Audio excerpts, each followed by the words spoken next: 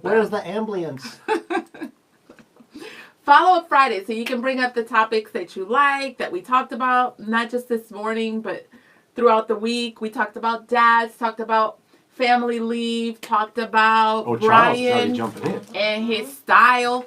Charles says, I cannot wait to get on here. I don't know about you anymore. I don't know if he did it like that, but... No, because you always got an attitude. I could just picture you like, I She's can't not wait. wrong on this. I can't wait.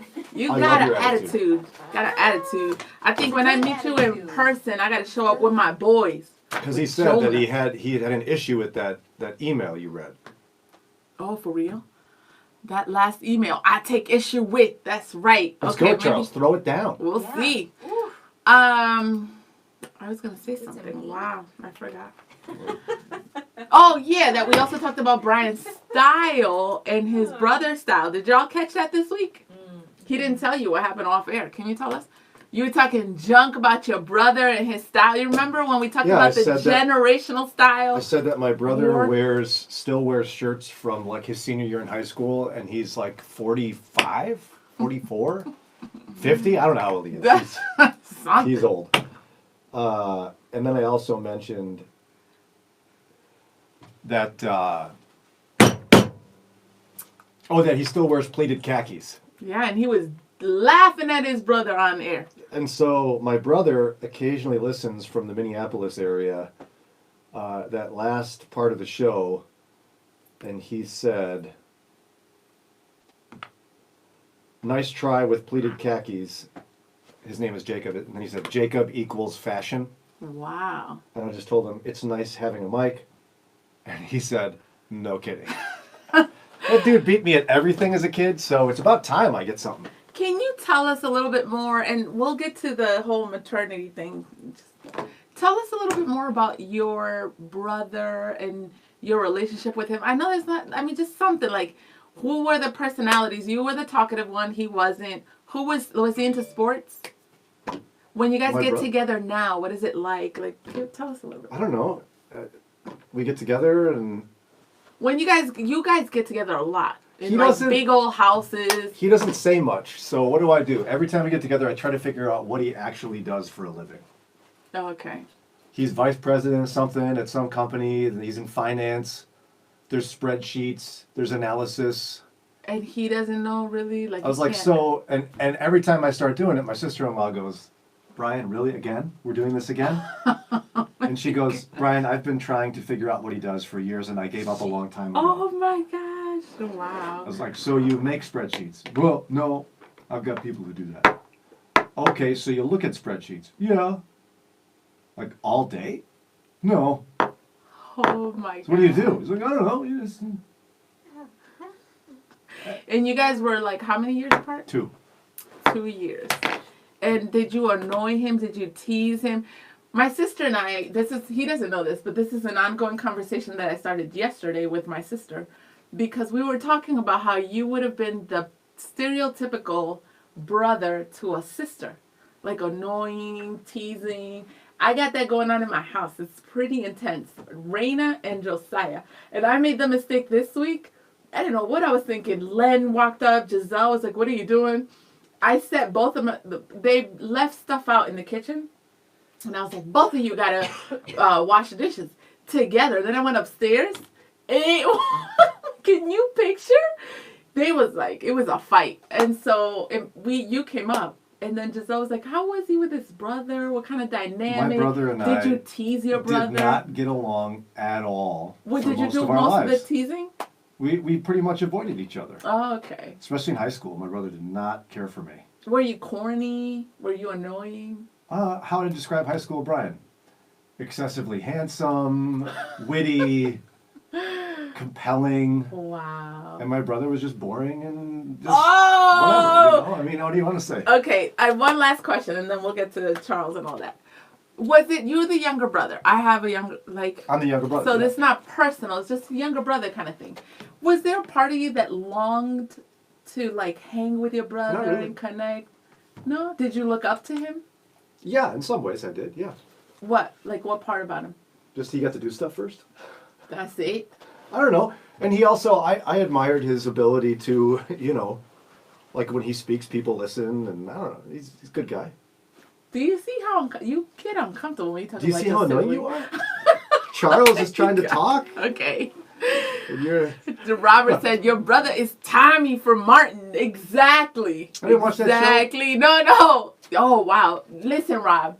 If you care about Len, you know that is his show. Like Martin is his dude. And Len got this thing. Oh my gosh. First of all, he got this thing that when he responds to certain things, even to the boys, it'll be like characters on Martin. And so like the first 10 years of marriage, that was funny. Martin, ain't nobody talk about Martin right now. So like the kids, nobody knows about Martin. So like the kids will look at him and he's like cracking up because he's imitating Martin. Nobody knows what he's doing. And then the other thing is the boys, Elijah Neville's owns Len when it comes to wittiness and all that. And so they were trying to talk about having a sitcom or whatever, a reality show, and who Len would be and all that. And so the kids already knew, and Len was like, I know who I would be. I'd be Martin. And then you came up because you were talking about it too. He swears he would be Martin on our reality show. And I told him he would not be Martin, he would be Homie the Clown. Exactly. Len is much more like Homie the Clown than he's like Martin. So yes, Tommy, I agree. Oh, because that guy that Rob said in the Martin show, for the whole show, people kept saying, where do you work? Like, he would talk about his job in whatever conversation. People would be like, what do you do for a living? And nobody would know. It would be like this big mystery, the whole show. Yeah, I have no idea. So that's who your brother. Charles said his issue with the email was, so you make $27,000 a year and talk about socialist programs? Dude, you and your wife clearly took part of socialist programs. There is no way. Just to give the emailer a benefit of the doubt, that was a while ago. So maybe $27,000 did something? It could, yeah, I mean, it could have been the 60s or something. I don't know. But I know families that like, but there's programs. So I don't know. Gary says, good morning. Tiffany's here. Charles says, you could not afford to pay thousands of dollars for public schools on that kind of income. And then he says, and Brian, that's right. Hold on. That's right. You ready? He's about to get you. Okay. Charles is my guy. He's not going to get me. And Brian, you mean to tell me your dad wrote a letter to his father? His father had no reply? He just cut you all off? I think they're trying to protect you from the truth. Charles, to be honest with you, Charles. No, to be honest with you, that's what I thought too. I thought that there was something more to the story I didn't know. So, Lord willing, in the next few months, we'll be releasing a 5-part series called Disowned. That is me on a long journey over about 4 years trying to answer the question of what really happened there. How could someone disown their grandson and their son over a birthday card? Friday, yeah! That's David. He's on your team. I'll cheer with you. Clearly, I have been listening all morning. That's obviously right, Charles. And you're a good listener, even though you're not on my team. You've been listening more than she has this morning. Exactly. Or Reese on YouTube. What's up? If you are on YouTube, you need to go down and click notifications and subscribe. You gotta subscribe and tell your people. You're talking like you know what you're talking about. Tell your people. They need to subscribe. David says, Brian, team captain. No. Fred says, what's up? What's up, Fred? We haven't seen you in a while. Charles says, you're a train wreck. Yes. Tara says, yes, he did. Tara says, I would say we're called to take care of the widows and the orphans. There should be paid time off for maternity leave if you adopt or birth. There was actually a text that came in right when the show ended. And the person says, at the age of 20, my husband abandoned our family of 2 children. The government helped me with welfare, food, and college, and food stamps. The church helped me with clothing and toys and household items. The YMCA provided sports involvement. My family provided home furnishings. I went to college for 2 years for business management, started a cleaning business, and worked my way off welfare. Because there's a lot of assumptions. That's how it's designed. Yeah. That's what the system is there for. Lisa's coming in. What's up, Lisa? Saying, shout out on today's show. I listen every morning. I cannot express how thankful I am for y'all. Thanks, Brian, for providing a respectful and thought-provoking debate. We as Christians must be able to give an account of what we believe and why I appreciate how you are always willing to put yourself out there in the devil's advocate role to challenge what is being said. Jannelle, you always seem to say what I would say in response. And Ron, you are just solid. Even, don't you wish somebody would call you solid? Even greater is that as a team, you always bring it back to Christ-focused conclusions. Oh, that's so cool, Lisa. Mike, yeah, he's basically napping. And Rob says Martin and Fire Marshal Bill is Len Neville's. He is not Martin, though. You're giving him the white character? Fire Marshal Bill was Jim Carrey. Oh, for real? Oh, I thought it was that other guy. Dude, he's Homie the Clown. You know Len. Homie the Clown. I don't think so. Len, don't play that. Charles says, sit down and let me tell you what's up. It's the man. He's always worried about the man, too. All the time. Charles says, you had me this morning like, when can I listen to the podcast? Donella says, good morning. What's up, Donella? Tara says, true. We need to look more like a church that is servant-like. Rob says, no. I'm saying who Len likes. Yes. Tara says, that's a beautiful message. Praise God. Tiffany says, what's up, Kelly? Woohoo. Hey. And Tammy's laughing at you. I would laugh at you, too. Mike, what's up? What? Homie, don't play that. That's right. That's what Len tells the boys. He says that? Homie, don't play that. He says that? He has said that. Homie, don't play that. He is Homie the Clown. Now, when you sent him that picture of him being Homie the Clown, he's like, that's not what I am. But that's very much what he is. And the boys are getting older now, but I can see Homie the Clown doing that. He would line the boys up for lectures and make them stand there and listen. And then he'll walk around. And then he'll, like, act one of them out while they're getting, like, you know, a stern lecture. He'll be like, yeah, because you did. And then you'll have the other ones trying to laugh, and he'll turn around and he's, who's laughing? This ain't funny. This ain't no or whatever. And then they get in trouble for laughing. Oh, my gosh, it's a lot. Daniela says, this morning's topic was awesome. Oh, a lot of people like this. Yeah, that's really good. William on YouTube says, the problem is that when someone is scrambling around in the dark, truly uneducated and poor, survival mode, is that first light shown on them is the one that they follow. We need to be the light. Yeah. Well said. Fred says, I don't want to be the one that says, you should have saved, woman. Yeah. Get back to work. Right. I'm not going to be that one. And by the way, Jesus loves you. Bah.